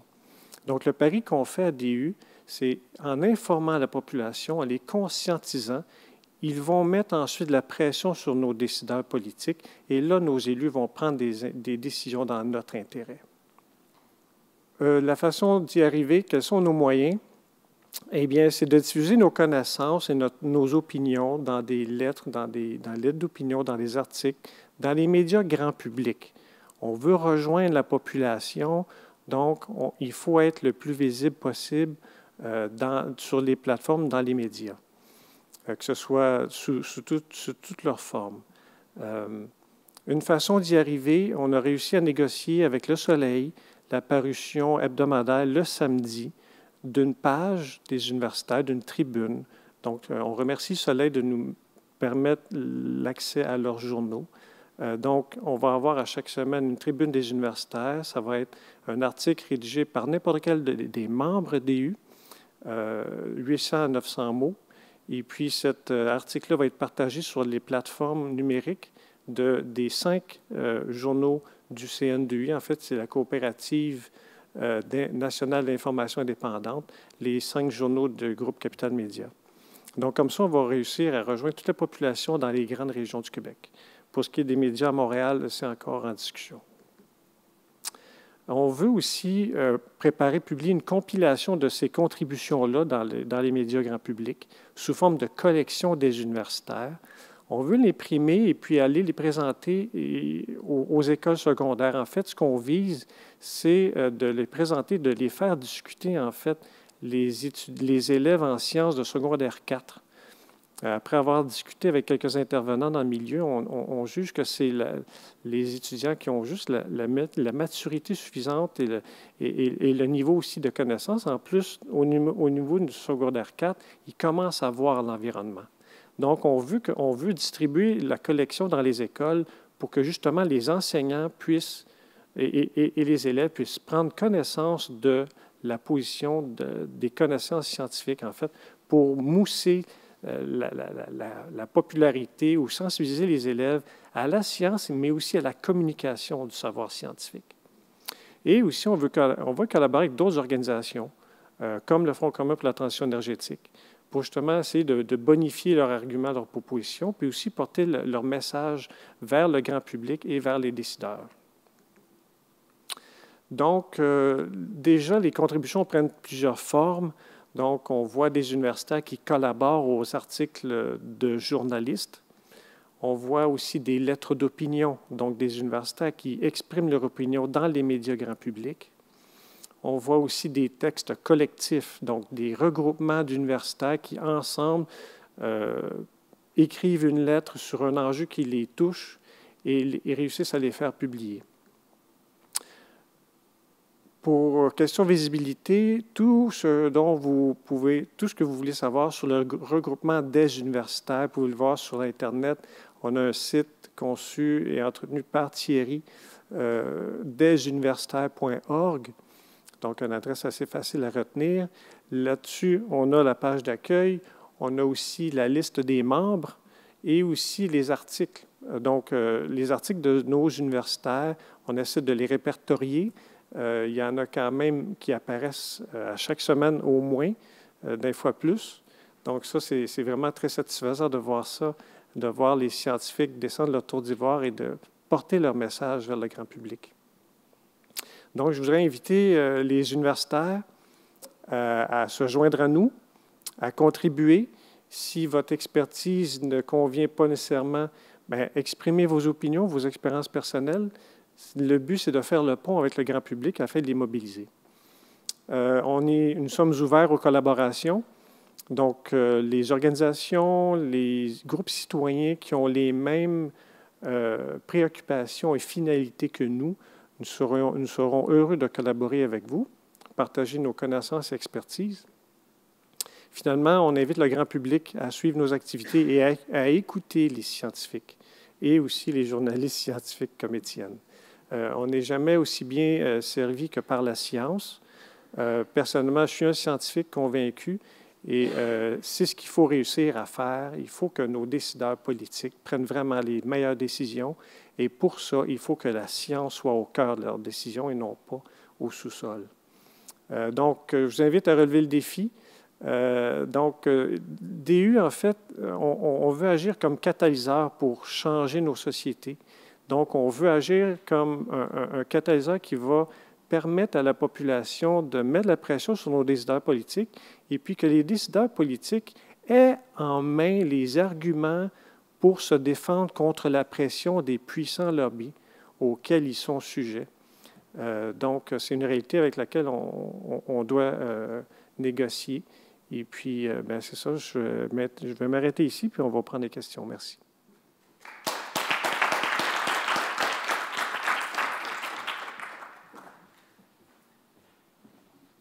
Merci beaucoup, Patrick, d'avoir pris le temps au milieu d'un horaire chargé pour nous présenter cette initiative salutaire dont je suis membre. J'incite d'ailleurs tous mes collègues à l'écoute, mes collègues professeurs, à adhérer à DU. On a le temps a filé, mais on a néanmoins une bonne quinzaine de minutes pour les questions. Je céderai d'abord la parole aux personnes dans la salle. On a aussi des personnes, évidemment, en web diffusion. À ceux-ci, je vous invite, s'il vous plaît, à mentionner à qui s'adresse votre question. Et il y a également M. Leblanc qui souhaite poser une question aux étudiants dans la salle, donc je n'oublierai pas, on va conserver le temps. Est-ce qu'il y a des questions? On va regarder en web diffusion. Sinon, moi, j'en ai, mais elle est un peu téléologique, donc je préférerais céder la parole d'abord au... Vous savez ce qu'on va faire? C'est un peu inhabituel, mais on va inverser le cycle habituel. Monsieur Leblanc avait une question pour les étudiants. Donc, vous êtes en présence d'un certain auditoire étudiant. Donc, c'est le moment de la poser. Je suis certain que ça va nous permettre de faire décoller la discussion. J'ai plein de questions. Puis à monsieur, pour vous aussi, je vais en faire, mais je pourrais le faire après. Là, mais je trouve que c'est une discussion intéressante. Vous avez eu droit, je crois, à des exposés vraiment de très haut niveau sur la question de la COP. Je suis un peu jaloux de la capacité de vulgarisation de mes collègues. C'était très bien. Alors, je vous mets ça dans le contexte. Je travaille, c'est un processus de réflexion chez moi qui a commencé il y a plusieurs mois, même, je dirais presque 2 ans, où je m'intéresse à la relation des jeunes générations et de la question climatique. C'est très personnel. J'ai 2 adolescentes à la maison. Elles sont préoccupées par ça. Moi, je reviens tous les soirs à la maison avec les plus mauvaises nouvelles. Tout le temps, on parle toujours de cataclysmes, etc. Et donc, je m'intéresse à ce que vous pensez. Quels sont... D'abord, vous venez d'assister à une discussion sur la COP, sur le processus des COP. D'abord, est-ce que vous pensez que c'est un processus qui est le meilleur pour faire avancer la question? Et d'autre part, si ça vous intéresse, de me donner, pour vous, quels sont les 3 grands défis climatiques à relever là, au cours des prochains mois, des prochaines années, défis auxquels vous avez envie de participer, relever les manches pour essayer de le faire. Vous pouvez répondre si vous le voulez, vous n'êtes pas obligé, mais ça fait partie de ma réflexion, puis éventuellement, vous pourrez entendre quelque chose là-dessus. Mais enfin, je ne veux pas voler non plus le temps à mes collègues. Là. Si vous avez des questions à mes collègues, n'hésitez pas. Donc, on a des collègues étudiants dans la salle. Je vous reconnais, mais je vais vous laisser... Donc, M. Leblanc vous a posé des questions qui sont très stimulantes. Je suis certain que vous avez des réponses personnelles à lui offrir. Je souhaiterais que vous vous déplaciez au micro, s'il vous plaît, pour que tout un chacun puisse vous comprendre, incluant... Oui? Louvensky. Et votre nom, s'il vous plaît. Oui, bonjour. Moi, je suis Louvensky Permentier, étudiant au doctorat en aménagement du territoire et développement régional et aussi membre de l'Institut EDS. Et je vous remercie d'abord pour cette présentation, chacun de vous. Et ma question est ensuite une réponse à vos questions. Et d'abord, je donne la question. Même si... c'est monsieur Giraud, c'est ça? Oui, et même si COP25 pourrait paraître comme un échec où il y a plein de matière à dire que c'était pas vraiment une réussite selon l'attente des participants ou des observateurs avisés. Mais est-ce qu'on ne peut pas aussi souligner que c'est un pas, puisque maintenant des pays en développement et des pays développés ou des pays riches s'intéressent à la question, il y a plus un intérêt pour la participation de tous. Déjà, parce que la tendance avec l'arrivée de M. Trump, je ne sais pas lequel vous l'avez souligné, il y avait une tournure, mais aujourd'hui, on trouve que puisqu'il y avait intérêt et les pays ont participé, déjà à mon avis, est-ce que vous pensez que ce n'est pas un succès parce que malgré cette tournure, et les pays ont quand même intéressé? Et la réponse à la question de monsieur, pour moi, je pense que l'enjeu qui est de taille, c'est le transport. On doit travailler beaucoup parce que les vieilles habitudes sont comme dans notre ADN. Donc, inviter les gens à abandonner ou à diminuer considérablement les pratiques d'autosolo, ce n'est pas facile. Donc, je pense qu'on doit travailler beaucoup pour stimuler les gens à pratiquer les bonnes manières de déplacement. Oui, c'est presque la moitié de nos émissions de gaz à effet de serre au Québec, donc tout à fait pertinent. Oui, mademoiselle. Ah, vous pouvez, hein, Géraud, si vous souhaitez. Oui, oui, absolument. Okay. Mais, merci beaucoup pour votre question. Bon, première chose à dire, peut-être, je suis assez d'accord avec vous, puis Étienne Leblanc l'a mentionné, quand on se promène dans ces conférences sur le climat et qu'on voit tous les États réunis autour d'une table qui sont capables de se parler, parfois sans trop d'agressivité, ce simple petit miracle de la diplomatie multilatérale mérite d'être souligné parce que dans le contexte actuel, je pense que ça relève vraiment du miracle. Et le miracle se reproduit à chaque année. Et ce qui est surprenant, c'est que même les États qui sont les moins enclins à vouloir agir sont quand même présents lors de ces conférences. Alors, ce n'est pas forcément pour des bonnes raisons. Parfois, il y a des États qui souhaitent participer à ces conférences pour s'assurer que les règles ne seront pas trop contraignantes et ne seront pas trop attentatoires à leurs intérêts nationaux. Mais sur ce point de la participation et de la diplomatie multilatérale, moi, et je rejoins tout à fait Catherine sur ce qu'elle a dit, ce qui m'inquiète beaucoup, c'est que l'alignement des planètes qu'on avait eu entre aux alentours de 2014, 2015 et jusqu'à l'élection de Donald Trump, on ne l'a plus du tout aujourd'hui. Beaucoup d'éléments, d'acteurs clés dans la réalisation de l'accord de Paris sont plus là aujourd'hui. Ça touche à la fois des dirigeants, mais ça touche aussi des responsables d'institutions internationales. Et on sent qu'il y a un essoufflement, que l'alignement des planètes qu'on avait est plus présent aujourd'hui. Donc même si on continue d'avoir cette participation, moi je suis assez inquiet de la mentalité ou de l'esprit des gens qui participent, pas tous évidemment, mais d'un nombre grandissant de délégations qui, on revoit des approches d'obstruction qui sont faites dans ces conférences, et ça, je trouve ça extrêmement préoccupant. Je te rejoins tout à fait là-dessus. Je pense que d'au moins se pointer aux négociations, je pense que c'est le strict minimum de ce à quoi on peut s'attendre de la part des pays qui sont parmi les plus grands émetteurs, qui sont à la fois responsables d'un point de vue historique des impacts climatiques qu'on connaît aujourd'hui et qui frappent les plus vulnérables, mais qui ont également la capacité actuelle, donc aujourd'hui, d'investir, de soutenir la transition, puis de faire un transfert de sources de financement. Or, ce qu'on voit, c'est les pays se défiler devant leurs obligations, et c'est extrêmement gênant, entre autres quand on est Canadien, qu'on va se présenter à ces rencontres-là, et qu'on sait qu'à la fois notre cible actuelle est nettement insuffisante pour limiter la hausse des températures à 1,5 degré Celsius, et qu'en plus, on n'a même pas de plan d'action au niveau national pour respecter nos cibles. Donc, c'est extrêmement gênant. C'est la manière la plus polie que je vais le mentionner aujourd'hui, pour ne pas dire que c'est criant d'injustice. Puis on l'entend, en tout cas moi je l'entends vraiment beaucoup de la part de jeunes représentants, de jeunes délégués. Parfois les représentants étatiques ont mon âge, certains sont parfois même plus jeunes, représentent leur pays, viennent des îles Solomon, Tuvalu, du Bénin.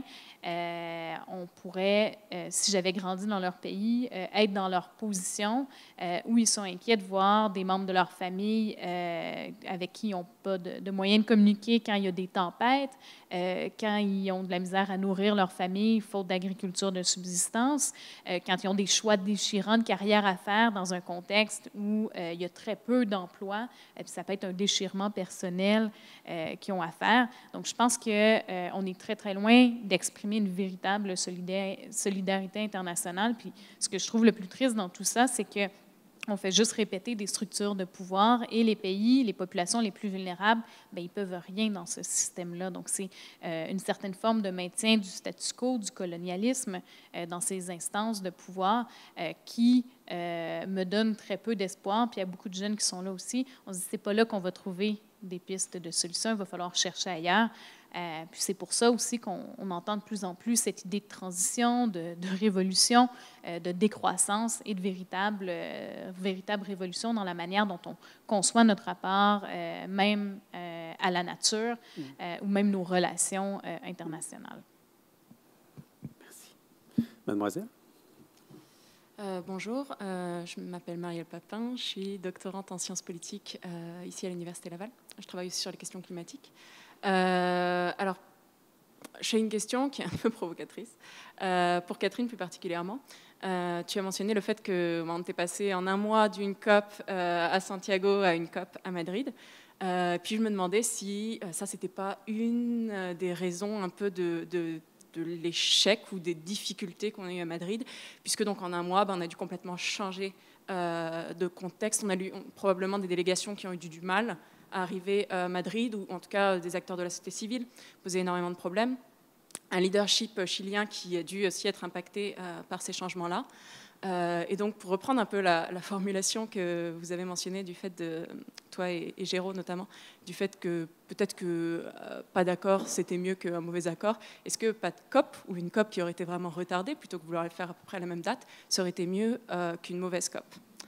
Et puis pour répondre à une des questions que vous avez posées, enfin y répondre sans y répondre, parce que je pense que c'est des questions qui sont un peu ardues, pour la question de est-ce que c'est le bon système d'une certaine manière, un système multilatéral comme ça, moi je me pose vraiment la question de savoir si mettre 196 États autour d'une même table, c'est la bonne solution. Cette idée qu'on a depuis des années, en fait, d'arriver à un accord universel, qui est une idée qui est bien fondée, si ce n'est pas particulièrement problématique, si ce n'est pas en fait, très difficile ou impossible à faire, et si c'est vraiment la meilleure approche plutôt qu'une approche par club notamment, ou d'une autre manière. Voilà. Pour y aller avec la première question sur la relocalisation forcée, je pense que oui, ça a affecté le processus. Il y avait énormément d'inquiétudes quant à la participation, notamment des États insulaires qui ont très peu de ressources, y compris même des jeunes. Je lidais 2 délégations, une à l'Université de Sherbrooke, puis une aussi avec Environnement Jeunesse. On a un programme qui amène des jeunes à l'international.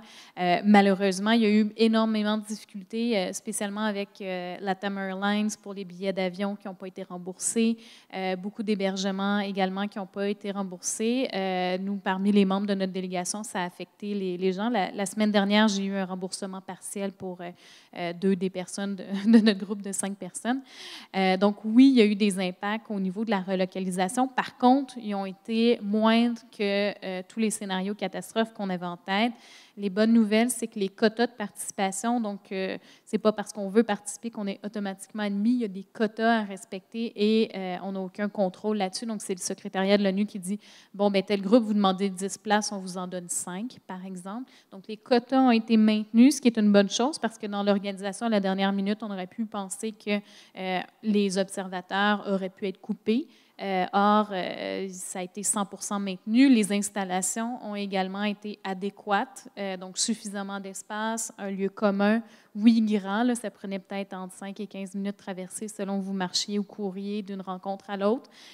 Donc, dans les faits, la logistique a bien fonctionné, là, surtout si on compare à d'autres installations qui étaient moins adéquates, moins confortables, moins grandes ou qui posaient des enjeux logistiques quand il fallait se déplacer d'un lieu de la société civile aux négociations, puis que ça prenait 30 minutes, par exemple. On a déjà vu ça. Donc, je pense que la présidence assurée par le Chili, déplacée à Madrid, a réussi sur le plan logistique. Ensuite, au niveau du leadership, je pense que peu importe où ça aurait été dans le monde, il y a eu tellement de tensions sociales que ça a été particulièrement difficile. Même un leadership espagnol aurait été difficile alors que le pays est aux prises également avec des tensions sociales significatives. Donc, je pense que oui, ça a peut-être eu un impact, mais le contexte mondial n'était pas favorable non plus. Sinon, pas de COP, je pense que ça a arrêté un signal de découragement majeur, de dire que même au niveau international, on lâche prise, on abandonne. Autant ces COP-là sont critiqués, autant c'est le seul forum qu'on a à l'heure actuelle. Et je pense qu'on ne les a pas testés jusqu'à leur maximum. Donc, je pense qu'il y a encore du potentiel. Il n'y a peut-être pas le potentiel là où on pense qu'il est, c'est-à-dire au niveau de la contrainte, au niveau d'établir les cibles internationales, mais il y a certainement un forum de partage de bonnes pratiques, d'échange aussi de réseaux, à défaut d'avoir un véritable leadership des pays qui sont les plus grands émetteurs, les plus grands responsables sur la planète. Évidemment, c'est nettement insuffisant et totalement injuste d'un point de vue de justice climatique de créer un forum où on va juste jaser, où il n'y a rien qui se passe. Mais je pense qu'à l'heure actuelle, c'est très difficile d'avoir des ententes contraignantes, ce qui fait en sorte que c'est un processus qui est désormais mené par les partis et non pas l'inverse, comme on avait pu le voir avec le protocole de Kyoto, qui concernait d'ailleurs un très petit nombre de pays qui avaient des obligations contraignantes, qui ne seraient pas transférables dans un contexte 2020, par exemple. On pourrait prendre une courte question pour terminer, Thierry. Alors, une courte question, c'est Thierry, je suis professionnel de recherche et membre de DU. Là, j'aimerais bien comprendre comment ça marche, les indicateurs là, pour les émissions de carbone, parce que d'un point de vue macro, ça a l'air assez bien caractérisé. Bon, il y a une incertitude dans les évaluations, mais d'un point de vue macro, je crois qu'on comprend bien comment ça se passe, puis les aspects exportateurs, importateurs, on comprend bien. Fait que là, si je comprends bien, au niveau des négociations, c'est projet par projet, ou je ne comprends pas très bien les doubles comptages, tout ça, il me semble que c'est assez bien défini, fait que j'aimerais ça comprendre un peu mieux. Si l'évaluation se fait pas mal au niveau des projets, au niveau national ou autre. Celle-là, je pense qu'elle était pour moi. Merci. Bon, c'est un peu compliqué. Il y a deux choses et les règles ne sont pas tout à fait les mêmes selon qu'on est dans 6.2 ou 6.4, même s'il y a des thématiques qui sont communes. Donc la première chose sur l'aspect double comptage, là c'est un principe qui s'applique et à ce qui concerne 6.2 et à ce qui concerne 6.4. En revanche, ce qui rentre un peu plus dans le détail, là, c'est que la technique par laquelle on va éviter le double comptage n'est pas forcément la même pour 6.2 et 6.4. Dans 6.2, dans le texte de l'accord de Paris, on parle d'ajustement correspondant et on n'a pas ça dans 6.4. Donc on réfléchit encore à savoir comment on fait pour éviter le double comptage dans 6.4. Mais on réfléchit de manière... on ne réfléchit pas par type de projet, on réfléchit par type de mécanisme. Donc on définit des règles par type de mécanisme, donc des règles pour 6.2, des règles pour 6.4. Et après, pour 6.4, ça fonctionnera un peu comme le MDP avec des mécanismes de certification nationale, etc. Donc on retrouve... Mais j'attends de voir les décisions qui vont être adoptées parce que pour le moment, on ne le sait pas. Ce qu'on sait, en revanche, c'est que les structures de gouvernance sont différentes. Donc pour 6.4, c'est une structure de gouvernance centralisée. Donc c'est des règles internationales qui vont être définies par une... modalité, procédure et en tout cas par une décision de la CMA. Et pour 6.2, les parties ont plus de flexibilité elles-mêmes pour décider comment est-ce qu'on va générer des résultats d'atténuation. Par exemple, 6.2, ça peut couvrir l'interconnexion des marchés du carbone. Donc ce qu'on a entre Québec et Californie, ça pourrait être couvert par l'article 6.2. C'est à peu près ça.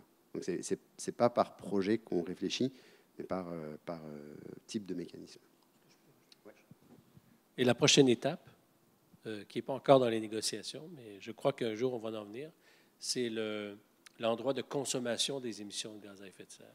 Mm-hmm. Alors éventuellement, peut-être qu'on réussira à construire un système qui fera en sorte que tous les produits que vous achetez qui viennent de Chine, du Vietnam ou peu importe, vous allez donc vous-même payer parce que vous consommez des émissions de gaz à effet de serre qui ont été produites en Chine, mais pour vous. Vous comprenez?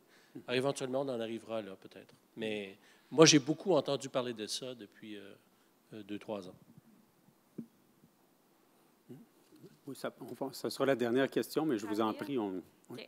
Joannick Saint-Pierre, juste savoir, avec tous les échecs qu'il y a eu dans les dernières années, avez-vous l'impression que les gens qui prennent les décisions se rendent là déjà avec l'attitude de dire ça va être un prochain échec, on ne réussira pas à avancer, ou il y a quand même une bonne partie qui se disent non, on essaie encore une fois, on va l'avoir, on va arriver plus loin. À quel point, est-ce que les gens arrivent avec une attitude défaitiste ou vraiment avec une attitude on y va, on est capable? Ça s'adresse à tout le monde. Mm-hmm. Mm-hmm.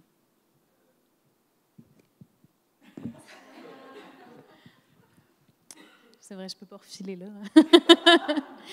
Je pense que ça dépend vraiment de chaque personne. Moi, j'ai vu des cas de personnes qui étaient pleines d'optimisme en se disant on va les pousser au maximum, on va leader même des groupes de travail pour avancer le plus possible, qui croient réellement, qui travaillent là-dessus, puis qui sont tout à fait de bonne foi. Il y a des personnes qui sont là comme fonctionnaires, donc qui n'ont pas de pouvoir décisionnel et qui attendent l'arrivée de leur ministre pour enfin prendre certaines décisions qui sont des patates chaudes. Puis ça, on peut le voir même avec les négociateurs canadiens, où parfois ils sont découragés, ils veulent réellement faire progresser les choses, mais des fois, ça n'avance pas. Je pense que la délégation officielle du Canada a un modèle intéressant où elle rencontre sa société civile tous les jours, où il y a vraiment un dialogue qui est franc. Je pense que c'est vraiment intéressant où on fait la part des choses entre la personne qui a un mandat de négociation et les questions que nous, comme société civile, on doit adresser au ministre, ou dans certains cas même au premier ministre du Canada. Donc ça, je pense qu'on peut voir des hauts et des bas à tous les niveaux. On a moi, j'ai eu l'occasion de travailler plus sur les enjeux dans l'espace francophone, où majoritairement, par exemple, sur le continent africain, on y va, on participe, mais on sait très bien qu'on n'a pas d'influence dans ces négociations-là, puis on y va avec un air plutôt résigné. Puis dans d'autres cas, j'ai vu des négociateurs vraiment chevronnés qui se joignaient à des équipes de négociation comme celle de Tuvalu pour réellement faire de la question des pertes et préjudices un enjeu majeur et qui sont vraiment convaincus qu'il y a des gains à faire là parce que je pense que ce serait insoutenable et ça mènerait certainement à une grave dépression que d'aller là en se disant que tout est vain parce que c'est 2 semaines qui est très, très, très intense, qui est épuisant et qui n'a aucun sens si on n'y croit pas ou qu'on n'a pas des objectifs. Ensuite, je pense que les objectifs varient vraiment beaucoup selon les personnes. Moi, j'ai eu la chance d'accompagner des jeunes qui sont revenus et qui ont trouvé ça extrêmement difficile au retour, de voir à quel point il y a un décalage entre l'urgence climatique et la lenteur, les injustices qu'on voit dans les négociations, le processus même qui est extrêmement déprimant et vraiment un peu malsain, je pense. On pourrait personne toffer une année là, dans ce genre d'environnement-là de négociation qui est très difficile. Donc, je pense que ça varie beaucoup, puis on voit autant des gens qui sont extrêmement résignés. Puis, si je peux peut-être terminer là-dessus, moi, j'ai eu l'occasion de rencontrer Yeb Sano, Solomon, des îles Solomon, donc qui porte le nom même des îles, et Tony Opossa, qui se battent littéralement pour la sauvegarde de leurs États insulaires. Tony Opossa, c'est lui le père de la doctrine Opossa, que vous connaissez peut-être en droit international, qui a créé la notion même de génération future, qui dit « Moi, je me bats depuis toute ma vie, ça fait une 30aine d'années maintenant. On a essayé de m'assassiner. Mon âme est morte. Comme personne, je suis morte. Mais je vais continuer de me tenir debout, de me battre pour la survie de nos communautés. » Puis, il s'adressait à Solomon, qui est un jeune qui a mon âge, qui dit « Et maintenant, je sais que je ne suis plus seule. Il y a Solomon qui est là aussi, qui va prendre la relève. » Donc, c'est des gens qui ont une résilience, une force incroyable, tout en étant, en quelque sorte, résignés sur leur avenir même, parce qu'ils savent que leur pays est voué à disparaître, que leurs familles, leurs amis vont subir des impacts des changements climatiques, puis qu'ils vont peut-être les perdre à la prochaine tempête. Fait que je pense que ça nous ramène à pourquoi c'est important d'avoir des négociations réussies, mais aussi comme membres des pays les plus responsables de cette crise, ça nous rappelle qu'on a des responsabilités énormes. Puis malheureusement, il y a un décalage entre ces discours-là, des gens qui se battent littéralement pour leur survie, puis les négociateurs qui sont dans des salles différentes. Idéalement, on arriverait à mettre les deux dans la même salle. Puis peut-être que ça viendrait simplifier beaucoup de questions. Parce que de se battre sur des articles, des sous-articles et des sous-sous-articles, pour bien des pays, pour bien des jeunes, ça n'a absolument aucun sens. Parce que c'est un système qui est brisé, puis dans lequel il y a des oppressions, il y a des injustices, puis il y a vraiment une destruction de la nature et de nous-mêmes. Je crois que Catherine a pointé quelque chose de très vrai, là, c'est qu'il y a une grande différence entre les négociateurs techniques qui répondent vraiment à leur mandat de négociation. Parfois, on sent qu'ils négocient des choses à contre-cœur.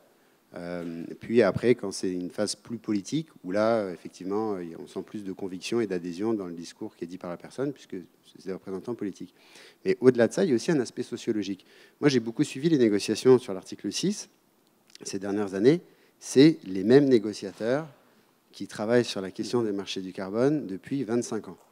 Ils se connaissent, ils se voient 1 mois et demi par année, ils adorent se retrouver. Ils ont une pratique dans le contact groupe de l'article 6, quand ils ont bien négocié, ils font jouer une chanson au début de leur réunion, ils se souhaitent bon anniversaire, ils vont prendre des cafés ensemble. Donc, ces gens-là, si demain vous les privez de négociation, ils vont être malheureux. Et je dis ça à la blague, mais je crois qu'il y a un vrai aussi enjeu dans le fonctionnement du régime, c'est que le processus en lui-même tend à devenir une justification à la discussion de la substance. C'est-à-dire qu'on souhaite maintenir des négociations, on souhaite repousser les mandats de négociation parce qu'on aime profondément négocier. Et donc, je disais dans ma présentation, je me pose la question, je crois qu'il y a aussi une crise existentielle de savoir, puisqu'on n'a plus de texte sur lequel on doit négocier, quand on aura fini de négocier toutes les décisions du rulebook, sur quoi est-ce que les négociateurs vont se pencher? Alors, bon, il y a quelques problèmes qu'on peut imaginer. Là, ce qui va se passer avec le protocole de Kyoto, à mon avis, ça a un bon potentiel de tout faire dérailler.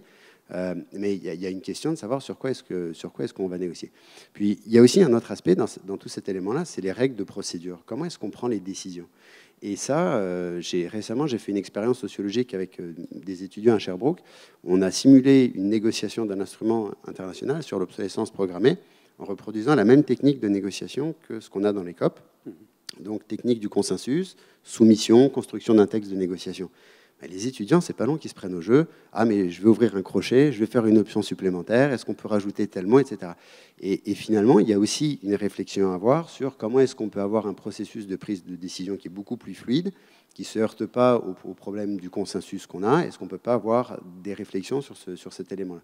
Alors, ce que je constate, mais c'est d'un point de vue de la littérature juridique, c'est que de plus en plus, au cours des derniers mois, on a vu des articles qui se penchent sur ce genre de questions-là, sur comment est-ce qu'on peut repenser le rôle des COP, parce que sans doute la nature des questions est en train de changer, et donc le rôle des COP aussi est quelque chose qui va devoir changer.